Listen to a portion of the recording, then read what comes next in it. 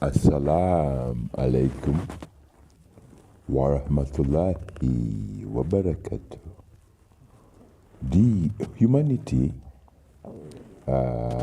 we are looking at health, your well-being, you as an individual, your well-being of your children, your well-being of a people who you look after, you take care of. If you're a minister of health, then maybe this information, you need to know more about what kind of services you are required to pass on to your people, to let them know how to live in good health without becoming slaves to what you call diseases. As I said, it's a healthy discussion, discussing the well-being of your children, yourselves as individuals from the age of either 15 up to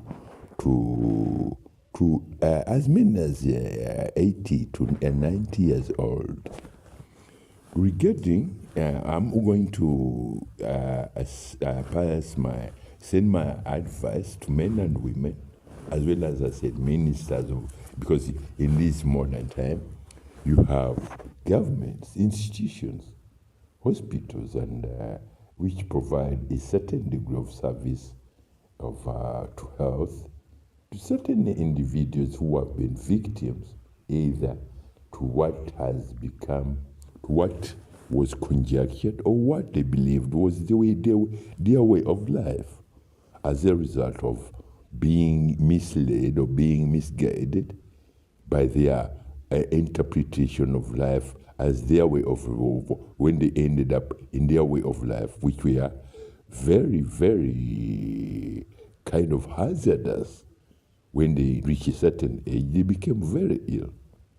That's why I did call upon every minister of health, every nurse, every doctor, and every other medical practitioners, as well as men who say we are, men who say we give guidance to human beings regarding through the either interpretation of theologies.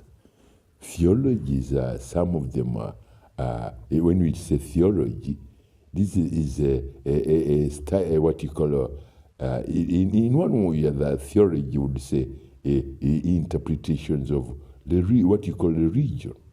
In that too, there are two major sections of that whatever. There's what we call a religion and a belief and beliefs.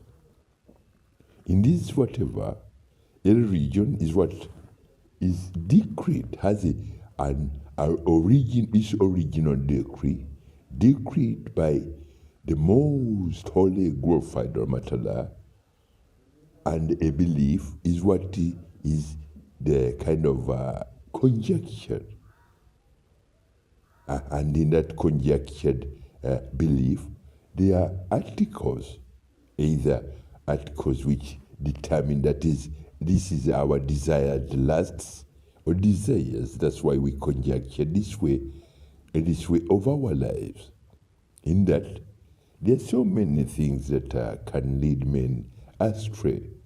And when men go astray, the first kind of difficulty they face is disease. Because Allah created human beings.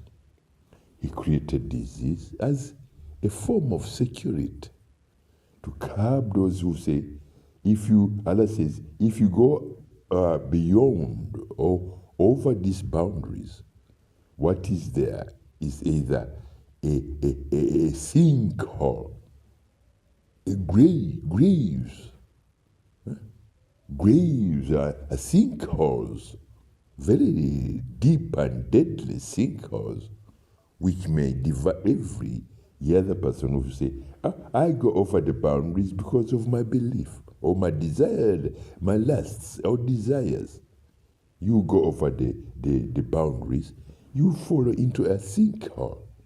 And then in that sinkhole, there's no way you are given any chance to come out of it, because there's no such a thing that once you conjectured or you followed your desires and lusts, you are not able to kind of work out how you get out of this, whatever. If there were boundaries and you've crossed those boundaries. So that way, Allah has laid down clear, holy, divine laws in what He calls life. Because anyone who listens to what I'm saying now today knows that life, they are living because they have life in them. And life, Allah says, life is a religion, a very, very, very beautiful religion, whereby that religion, in one or the other, we would say, life is a religion, and that most holy, beautiful religion is Islam. How do we confirm that this life is the most holy, beautiful religion, and that the religion is Islam? By looking at yourself in the mirror. When you look in the mirror, do you see something very ugly? Unless you've crossed the boundaries, that you are half of your foot or one of your foot is what is called, what the English boys say, 1 foot in the grave, 1 foot in the sinkhole. Or is your life well on the course to a human being who is in a well-being, healthy body? That way, you are in your 40s or 50s, but you don't need a support of a walking stick to support you to walk around.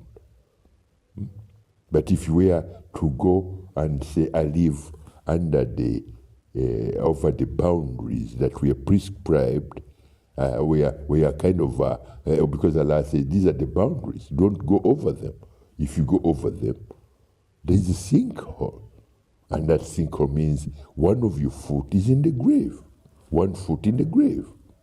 If 1 foot is in the grave, so the grave, the sinkhole, once your foot is in the sinkhole in the grave, it's very difficult to kind of pull yourself out of that sinkhole. So one of the reasons why I say that is that if you cross the boundaries because of desires and lusts, the sinkhole has nowhere to put your arm and say, oh, let me pull myself out of the sinkhole, or where you've already put your foot in the grave. The grave is a place where they bury people who are very sick, who have brain tumors, who are in conflict with their bodies. Because if you are to go over the boundaries, you will find that you are in conflict with the religion. Why? Because Allah says life is a religion, and that most holy, beautiful religion is Islam.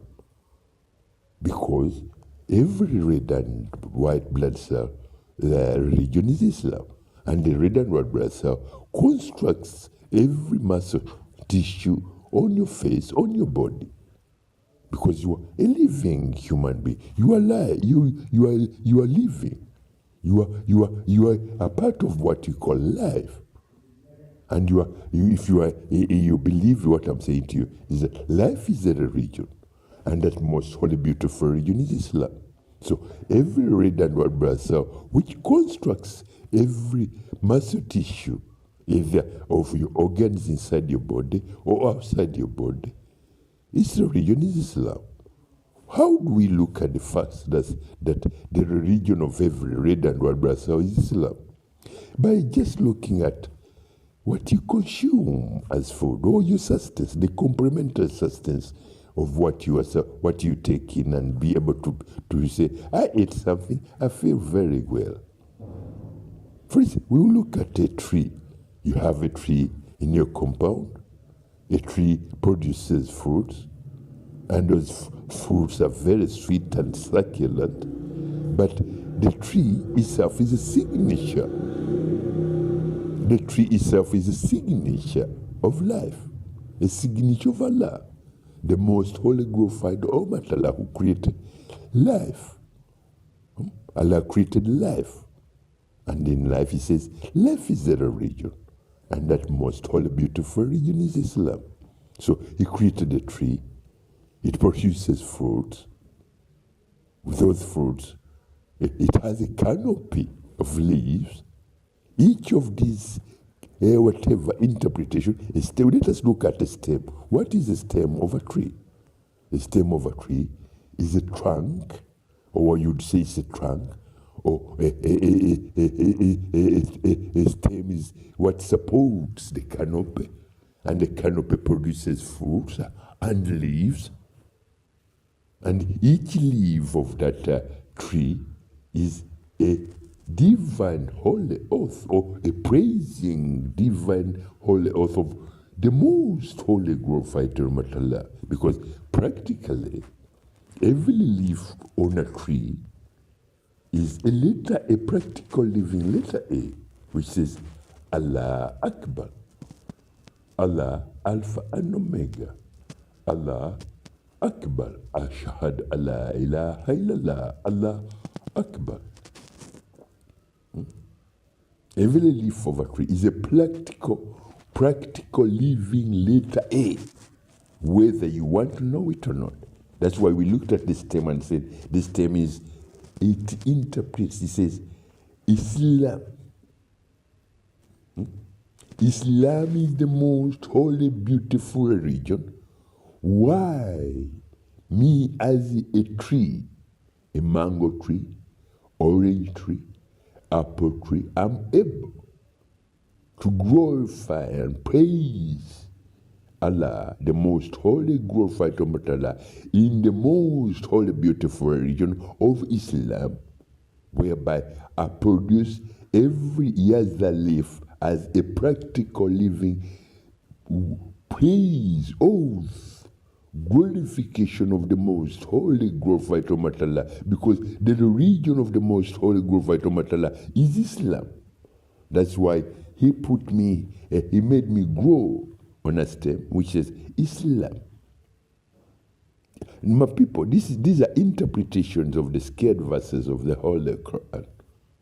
These are interpretations of the scared verses of the Holy Quran, because the Holy Quran is a living, or is the holy book of Allah, to which he revealed it to Muhammad sallallahu alaihi wasallam as a guidance for men and women and children to know their true religion.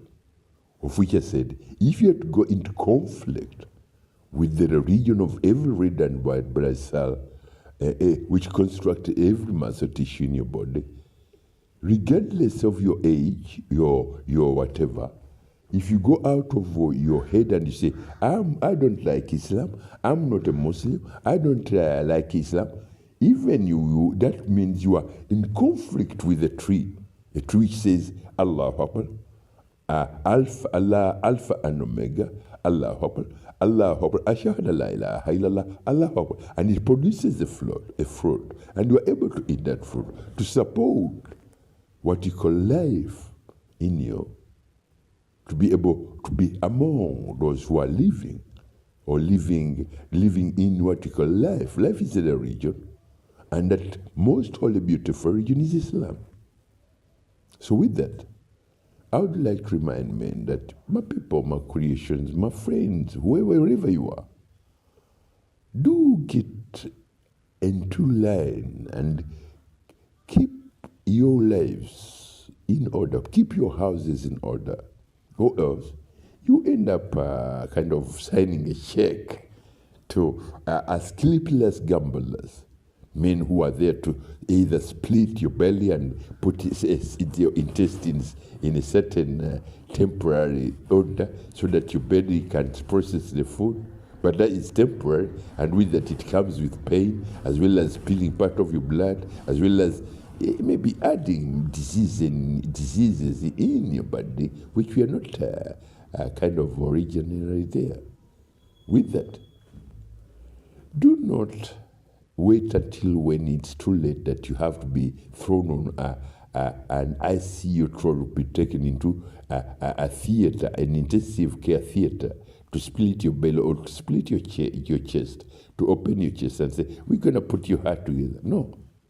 Just look to the Quran, get a Quran, one side, get your so-called Bible, compare the two, and with the guidance, ask Allah, who has guided men through the Holy Quran, Ya Allah, what is this that I see in the whatever in the Bible, and what is this that I see in the Quran? Allah answers every soul, answers whatever He created.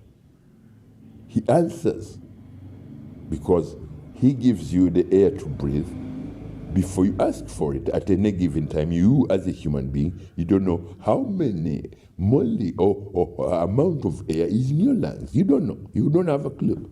If Allah does that, then He'll know. So if you are genuine it yourself, you ask Him and He'll guide you. That's all I can say today. A healthy kind of guidance and interpretation of these scared verses of the Holy Quran is something that we can use either to help Mother Nature, or not to help Mother Nature, but to help ourselves as human beings in order to put their houses in our houses in order. To look at life as a very, very special thing. This once it comes out of you, or once you make it stagnant, as I said, if you put one of your foot in the sinkhole or in the grave, it's very difficult, because in the sinkhole, there's nowhere you can hang. See, I put my hand here so that I don't fall in the sinkhole or in the grave.